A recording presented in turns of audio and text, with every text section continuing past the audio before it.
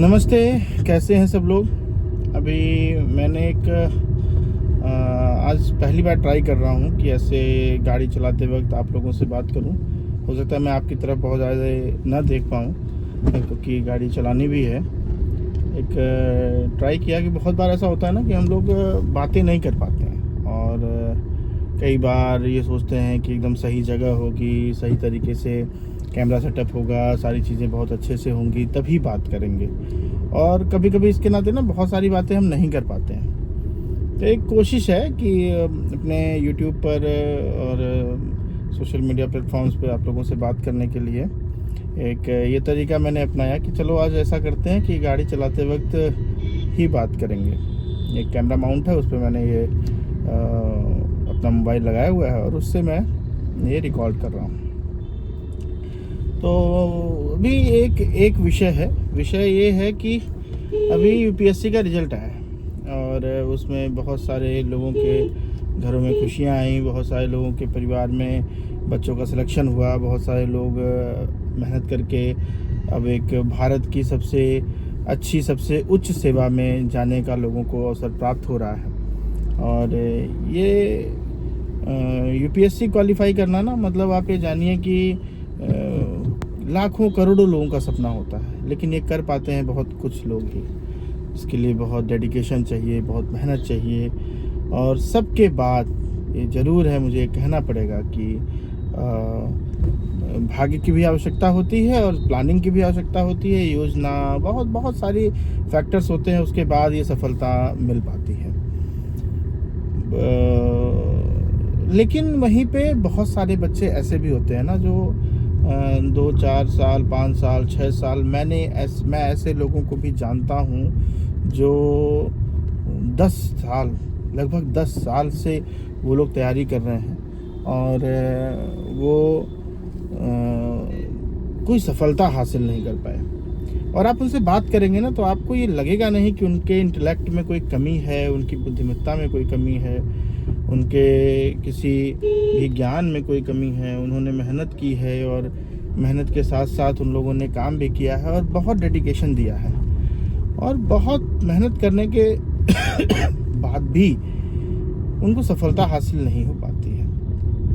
हम ये डायलॉग्स तो बोल सकते हैं कि अगर सफलता नहीं मिली इसका मतलब कि जो मेहनत थी उसमें कोई ना कोई कमी तो ज़रूर थी। लेकिन मुझे पता नहीं क्यों ऐसा लगता है कि ऐसा नहीं है कि हर असफल आदमी मेहनत में कोई कमी ही किया होगा, ऐसा लगता नहीं मुझे। तो उस पर्सपेक्टिव को भी देखें तो मुझे ऐसा लगता है कि अगर 2-3 साल मेहनत करके और 4 साल मेहनत करके नहीं हो रहा है तो फिर मुझे लगता है गिव अप करके हमें कुछ और दिशा में कार्य करना चाहिए। लेकिन जो व्यक्ति मेहनत करता है, जो व्यक्ति उसके लिए अपना जी जान लगाता है, उसको भी ये भरोसा होता है कि इस साल नहीं तो अगले साल तो हो ही जाएगा और मेरी मेहनत इतनी है, मेरी तैयारी इतनी है कि मैं अब इस स्टेज पे रह करके 4 साल 5 साल मेहनत करने के बाद अब मैं वापस नहीं हो सकता। गाँव के बच्चे, बहुत सारे बच्चे ऐसे भी हैं जो गाँव के लोग उनसे रिश्तेदार, उनके गांव के आसपास के लोग, पड़ोसी इस बात का बार-बार पूछते हैं, क्या हुआ इस बार तुम्हारा नहीं हुआ, इस बार तुम्हारा नहीं हुआ, क्या हुआ? कुछ लोग चिंता में और कुछ लोग उपहास करने के लिए, उनका मजाक उड़ाने के लिए ऐसी बातें पूछते हैं। बहुत बार बच्चे जो तैयारी करते हैं और सादग्रस्त भी हो जाते हैं, वो ये भी सोचकर भी वापस नहीं जा पाते कि लोग क्या कहेंगे। और ये लोग क्या कहेंगे वाली चीज़ ना बहुत ख़तरनाक है। आप समझिए कि बहुत सारे लोग अपने जीवन को के निर्णय नहीं ले पाते इसी एक विषय को सोचते हुए कि लोग क्या कहेंगे। तो एक तो एस्पेक्ट ये हो गया कि जो सफल हुआ अच्छी बात है, उसकी मेहनत रही होगी, उसने बहुत अच्छा काम किया होगा। दूसरा जो सफल नहीं हो रहे हैं उनको एक अपने आप को डेडलाइन देनी चाहिए कि अगर इस डेडलाइन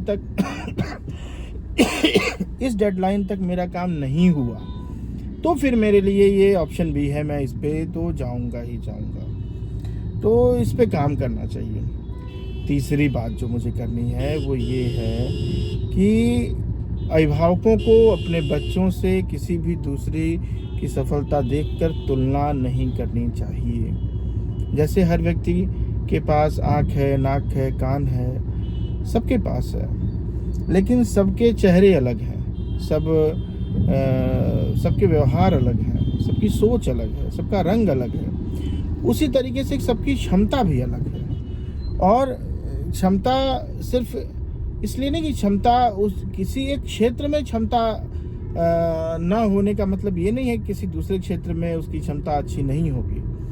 इसलिए हमें क्षमता का निर्धारण ऐसे नहीं करना चाहिए। और दूसरा, किसी को फोर्स नहीं करना चाहिए अपने बच्चों को कि नहीं तुमको यही करना है, यही करना है। बाकी पिछले 5-10 सालों में इसमें काफ़ी सुधार हुआ है। अभिभावक अपने बच्चों को फोर्स नहीं करते हैं, वो जो चाहते हैं उनको करने देते हैं। लेकिन अभी भी बहुत सारे थोड़ी सी रूढ़ियों के नाते और बहुत सारे चीज़ों के नाते बहुत फोर्स है। और मैं ये भी कह रहा हूँ कि बहुत सारे लोग अपने बच्चे को यूपीएससी के लिए इनकरेज नहीं करते। मैं उसके लिए भी कह रहा हूँ, बहुत सारे बच्चे यूपीएससी जाना चाहते हैं या सिविल सेवा में जाना चाहते हैं या सरकारी सेवा में जाना चाहते हैं, उसके लिए मेहनत करना चाहते हैं, उसके लिए समय निकालना चाहते हैं, तैयारी करना चाहते हैं। लेकिन अभिभावक कहते हैं कि आप अपना इंजीनियरिंग करके अपना कहीं नौकरी ज्वाइन कर लो और बस बीटेक किया और नौकरी कहीं प्राइवेट कंपनी में ज्वाइन कर लो, बस इतना ही। तो दोनों ही बातें हैं। यूपीएससी के लिए फोर्स भी नहीं करना है और यूपीएससी से रोकना भी नहीं है। और इसी तरीके से अन्य सेवाएं भी हैं, चाहे वो इंजीनियरिंग सेवा हो, चाहे वो मेडिकल सेवा हो, किसी भी सेवा में हो। मेरा कहने का मतलब ये है कि बच्चे की कोई रुचि को पहचानने का काम करिए। इस पे हम लोग बात कर सकते हैं कि आखिर कैसे उनकी रुचि को पहचाना जाए, कि क्या ऐसा तरीका है जिससे बच्चों की रुचि पता चल सके कि अगर वो इस क्षेत्र में अच्छा काम करेंगे तो वो ज़्यादा बेहतर काम कर सकते हैं, अबव देन एवरेज काम कर सकते हैं। तो ये पता करना भी एक विज्ञान है और ये अभिभावक से अच्छा कोई नहीं पता कर सकता।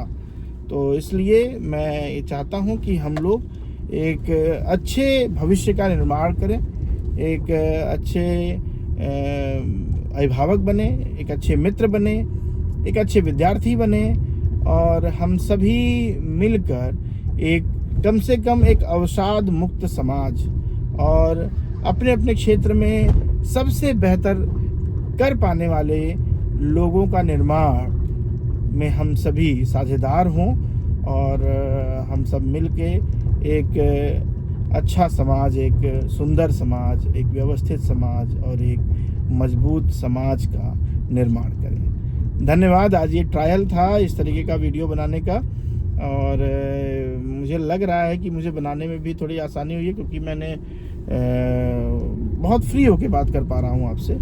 तो देखता हूँ अगर आगे भी बना पाया तो आपसे मिलूँगा, फिर ऐसे ही कार चलाते हुए आप लोगों से मिला जाएगा, बात किया जाएगा। बहुत बहुत धन्यवाद।